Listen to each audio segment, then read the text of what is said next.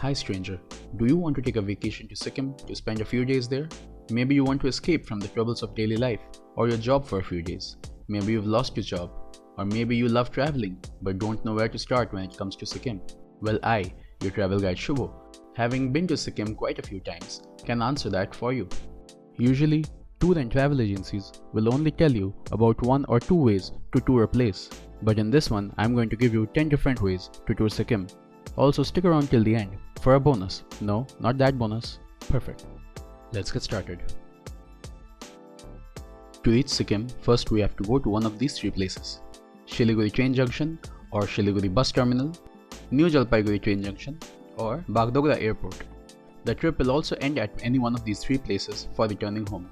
Yes, Pakyong airport is there in Sikkim, but due to very low number of flights and uncertain flight schedules, I'm going to advise against reaching Sikkim via this airport. Also, it stays closed a lot of times. It is advised to reach the starting point as early as possible as there's quite a bit of journey ahead. I'm going to be using these keys in this video to label the routes, so please keep them in mind as well. Route number 1: Gangtok, Somgo Lake and Baba Mandir. This is the most cost-effective way to visit Sikkim. The whole trip can be done using shared taxis only. As denoted by the S, this is a sightseeing tour, and we start from either Siliguri or NJP or Bagdogra. We can take a shared cab from Siliguri or NJP to reach Gangtok, but from Bagdogra you'll have to get a private cab either till Siliguri or directly to Gangtok. On the route, you can also do some whitewater rafting in the Teesta River at Triveni on the way to Gangtok, but do talk to the cab driver beforehand for the same, as he might charge extra. You won't be able to do this if you get a shared cab. So you finally reach Gangtok. What do you do over here? You get into a hotel. You can get a very cheap hotel for 700 to 800 rupees or a very expensive one. It's totally up to you. You can go to MG Marg and have some dinner at one of the many restaurants over there. Please plan ahead as MG Marg remains closed on Tuesdays. The next morning, you can have some breakfast in Gangtok and then get on a shared cab and reach Somgo Lake, where you can roam around the lakeside, or if you are lucky, you might even get a whole frozen lake on which you might be able to walk with your loved ones. You can even ride some yaks while you're over there. From there, you then go to Harbhajan Babaji Ka Mandir, where you learn about the legend of Harbhajan Baba. From here, if you've talked to the tour agencies beforehand, you can even go to Nathula Pass. It's right at the Indo-Chinese border. This can only be done in a private car or a private taxi. After spending the day, you return back to Gangtok and spend the night at the hotel there. The next day, you can have some breakfast in Gangtok itself, do a little souvenir shopping, and then head back to one of the three ending points so that you can return home. In the second route, you reach Gangtok from Siliguri or NJP or Bagdogra in a shared or private cab and spend the night in a cheap or expensive hotel in Gangtok itself. The next few days, you stay in Gangtok and take a look at the local places, and if you think there's nothing to do for 3 days in Gangtok, check out my Gangtok video to learn what all you can do over there. Here's just a few of them. On day 4, you return from Gangtok to the ending point so that you can go home. Route number 3. So this one has to be done after you book a private cab from any of the tour agencies. In this one, you cover Silk Route. From the starting point, you reach one of these 5 places: Aritar, Mankhim, Rishikhola, Rolep or Zuluk. The next day, you travel to Zuluk or Nathang Valley. On the third day, you travel to Gangtok, but on the way, you do a little sightseeing in a few of the many places, namely Old Baba Mandir, Kupop Lake, Nathula Pass, the New Baba Mandir, and the Somgo or Changu Lake. On day 4, you do a little sightseeing of Gangtok, spend some time at MG Marg, and then return back to Siliguri. Route number 4. Gangtok and South Sikkim. So from the starting point, you travel to Gangtok and in the evening and night go to MG Marg. You also spend the night in one of the hotels over there. The next day, you explore Gangtok a bit, and after having lunch, you travel to Namchi, where you take a look at Siddheshwar Dham, also known as Char Dham, and take a stroll near Tendong Hill. You spend the night at a hotel or homestay in Namchi. The next day, you travel to Ravangla, where you can see a few of these many places: Buddha Park, Samdupse Hill, Menam Hill, Ralang Monastery, Doling Monastery, and also the natural beauty of Ravangla. You spend the night at a hotel or homestay over there. The next day, from Ravangla, you travel to the ending point so that you can go back home.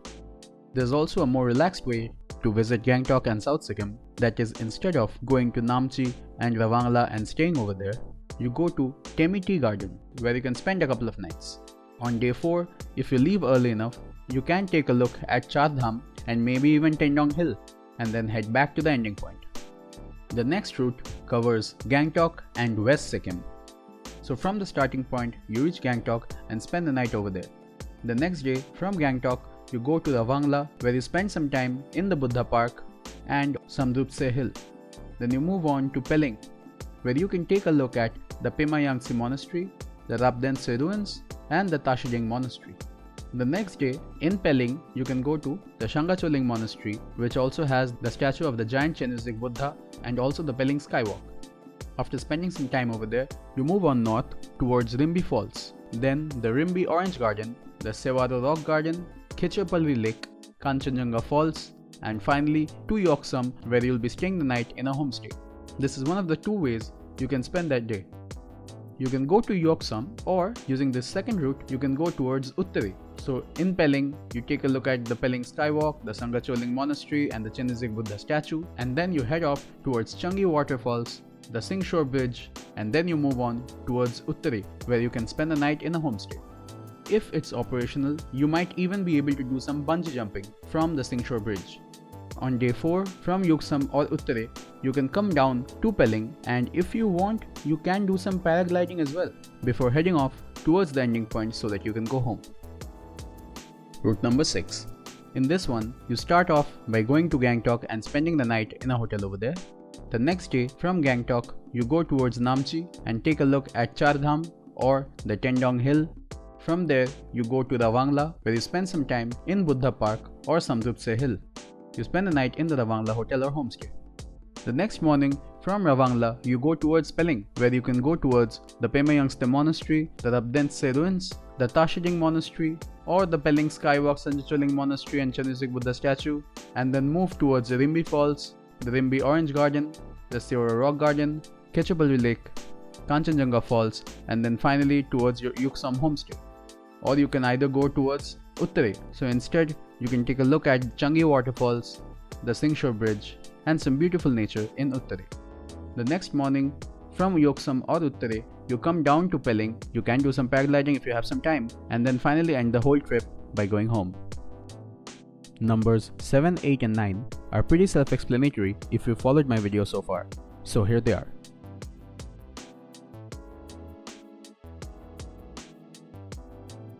Coming to number 10. These are all trekking activities and denoted by the A beside it. These are all adventure which you can do from South Sikkim, West Sikkim, or from Gangtok. From Ravangla, you can do the Menam Hill trek and also camp overnight over there. In Pelling, you can do the Khichapalri Lake trek and camping, while in Gangtok, there are numerous day treks available everywhere. If you don't wish to camp, you can also do day treks at Menam Hill and Khichapalri Lake. Now coming to the thing you've all been waiting for. The bonus! No, not that bonus again. Yes. So if you add 1 day and night to the whole trip, you can visit North Sikkim. So on day 1, from the starting point you reach Gangtok and then spend the night at a hotel over there. The next morning, you have breakfast and leave for Lachen while taking pictures of beautiful waterfalls on the way. You spend the night at a homestay in Lachen. The next morning, you leave Lachen and head towards the mesmerizing Gurudongmar Lake at an altitude of 18,000 feet. You return to Lachen for lunch and then leave for Lachung, where you will be spending the night. On day 4, from Lachung, you leave for Yumthang Valley. You have some breakfast at the Yumthang market, then after a 10-minute hike, reach the Yumthang River. From Yumthang Valley, you then head for Zero Point or for Katao. You then return to Lachung for some lunch and then head back to Gangtok, where you spend the night in a hotel. On day 5, you spend the morning in Gangtok having some amazing food, doing a little souvenir shopping, and then returning back to the ending point so that you can finally go home. If you like watching travel videos, check out my first channel where I go to Sikkim for a week and have an amazing time over there.